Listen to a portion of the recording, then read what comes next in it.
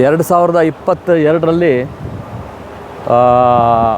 ಪ್ರವಾಹದಲ್ಲಿ ಕೊಚ್ಕೊಂಡು ಹೋಗಿರ್ತಕ್ಕಂತಹ ಸನ್ನಿವೇಶವನ್ನು ತಾವು ಕಾಣ್ಬೋದು. ಸಿಕ್ಕಿಂ ಪ್ರದೇಶ ಇದು. 2022ರಲ್ಲಿ ಇಲ್ಲೊಂದು ದುರ್ಘಟನೆ ಆಗುತ್ತೆ.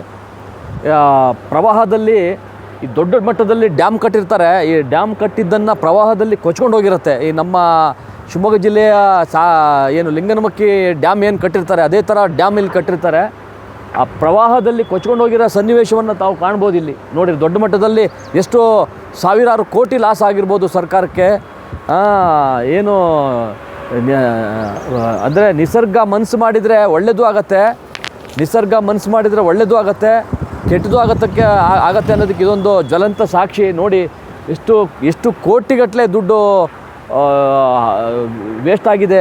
ಯಾರೇನು ಸಾವಿರಾರು ಜನ ಇಲ್ಲಿ ಸತ್ತೋಗಿದ್ದಾರೆ. ಹಣ ಹಾಳಾಗೋದು ಹೋಗಲಿ, ಹಣ ಹೋಗೋದ್ರ ಜೊತೆಗೆ ಜೀವಗಳು ಹಾನಿಯಾಗಿದೆ. ಎಷ್ಟೋ ಸಾವಿರಾರು ಲಕ್ಷಾಂತರ ಜನ ಸತ್ತೋಗಿದ್ದಾರೆ ಈ ಪ್ರವಾಹದಲ್ಲಿ ಇಲ್ಲಿ ಈ ಒಂದು ಪ್ರವಾಹದಲ್ಲಿ ಏನು ಹಾನಿಯಾಗಿದೆ, ಸಾವಿರಾರು ಸಂಖ್ಯೆಯಲ್ಲಿ ಜೀವಹಾನಿ ಕೂಡ ಆಗಿದೆ ಅಂಥೇಳಿ ಇಲ್ಲಿಯ ನಿವಾಸಿಗಳು ಹೇಳ್ತಾರೆ. ಎಷ್ಟೋ ಜನ ಅವರ ಬಾಡಿ ಕೂಡ ಸಿಗಲಿಲ್ಲ.